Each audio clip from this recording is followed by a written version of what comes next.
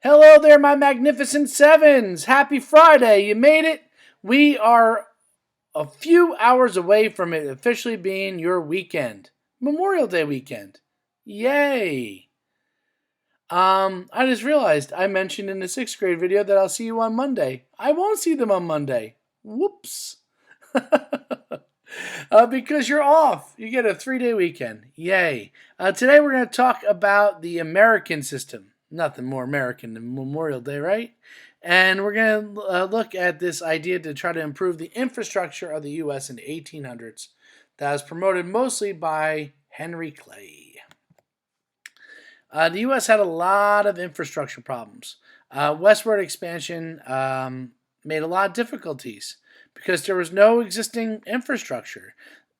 Pioneers are settling in areas where there was no form of transportation, where many indigenous peoples relied on foot travel, would move from area to area, and didn't have established cities. So they're building all these things up from scratch. And especially difficult was trying to move and transport into areas of the U.S. and to have communication across areas of the U.S.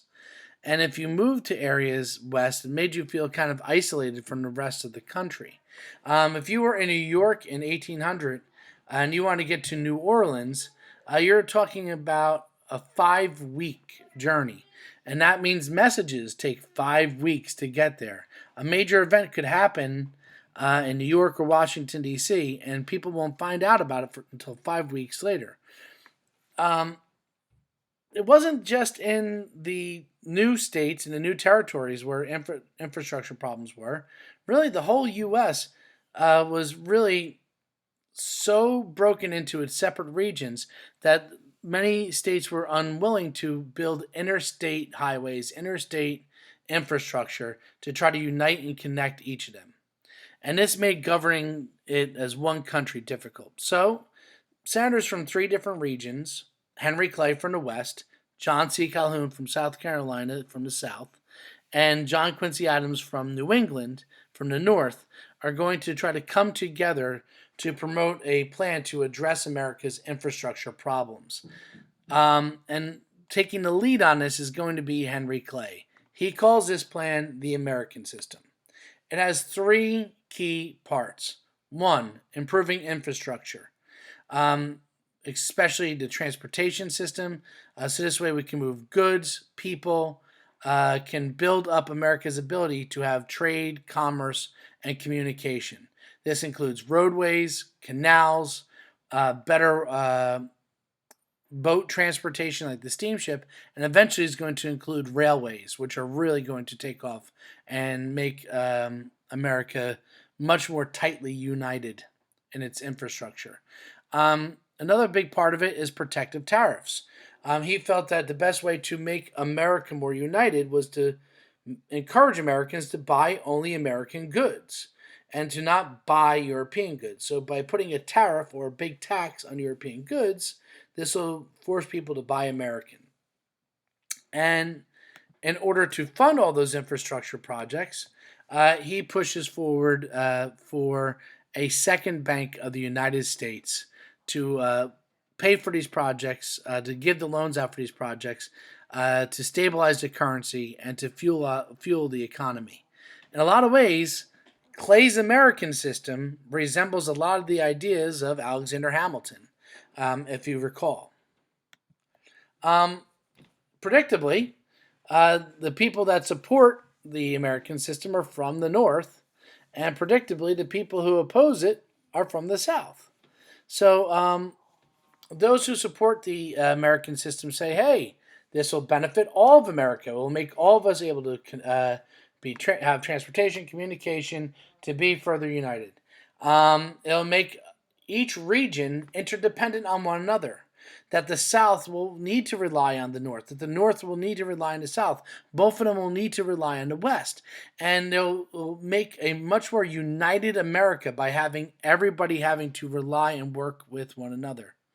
On top of this, this was the ideal, especially in the North, to try to move America from what they seen as a dated, agricultural subsistence farming economy, where you grow food to feed your family, and instead on a market oriented one, where the economy is fueled by buying and selling and trading goods to one another.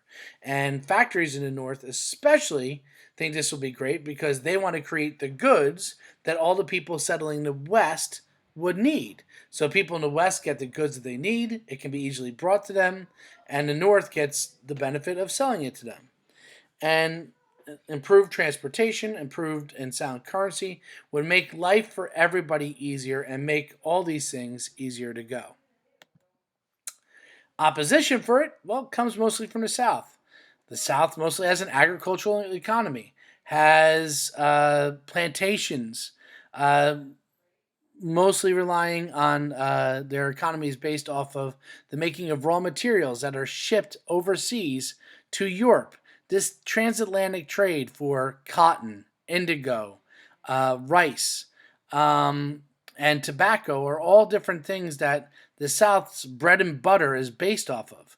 So if you now slap a tariff on European goods, Europeans are going to slap a tariff on our goods, and the main thing that we ship is our agricultural goods, our raw materials, which means that the Southerners were going to start losing money. So they say, this isn't fair. We don't like this American system. It's not an American system, it's a Northern system. It's a Western system. It's not a Southern system. And these tariffs we don't support, and they violate our rights. And again, this is going to bring up the idea of nullification again, that we should be allowed to nullify these tariffs. That being said, there are going to be a number of transportation initiatives that will take off thanks to the American system. One, canals. Canals will have a huge boom in the United States in the early to mid 1800s.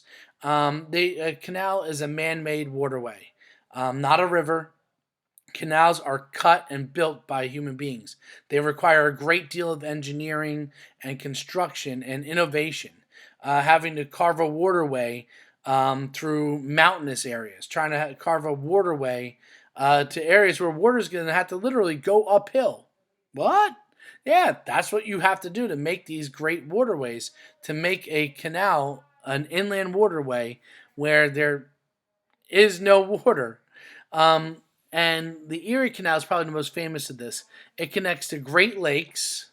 Here we see Lake Ontario and Lake Erie, all the way to the Hudson River. This means that goods created and manufactured near the Great Lakes can now be easily transported to the Hudson and to the Atlantic and around the world, or down and throughout America.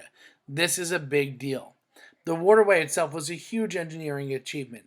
I mean, making a system of movable locks that allow the operators to control depth of the water, so that way you can lift boats and all of their goods, barges that are carrying thousands of pounds of goods, you can lift them uphill. You can make water basically defy gravity with these things. It's really wild. So their ability to now navigate across, higher elevations is going to be a big deal. And this boom of canal building is going to take place by the 1837. We're going to see the railroad start to take place. There's going to be 3,000 plus canals throughout America. If you look in New Jersey, we can see plenty of areas like in New Brunswick or Waterloo Village where there are major canals that were in effect. The invention of the steamboat also is going to make transportation on rivers and canals faster and easier and lighter. By land, another important system is building roadways. The first national road, the first interstate highway system is built through the American system, and it's a turnpike, something we as New Jerseyans should be pretty familiar with. I mean, I'm pretty familiar with it myself. I have to travel each day to come to Moonachie. I actually missed a turnpike at this point.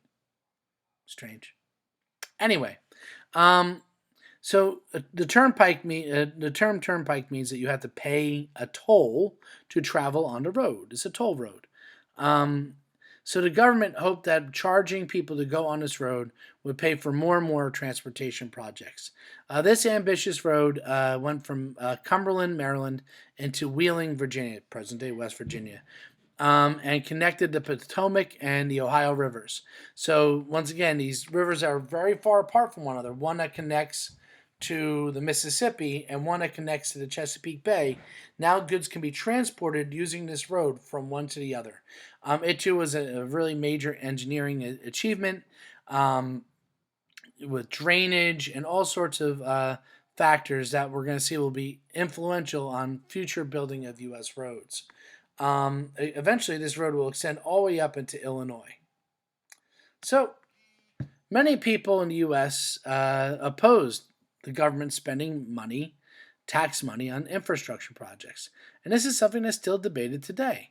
So, what do you think? Should the present U.S. government spend money on proposed modern infrastructure projects, things that will help us have trade and commerce faster, like the American system that Henry Clay was arguing for? For example, high speed railway, um, increasing high speed internet access, improving airports, building more bridges and tunnels to make it easier for us to travel and trade throughout our nation? Or is this something that would be too expensive and a waste of time? Let me hear your opinion. Hey, have a great weekend. Have a happy Memorial Day. If you know a family member is a veteran, make sure you take the time to thank them for their service. Have a wonderful one. I'll see you on Tuesday. Bye bye.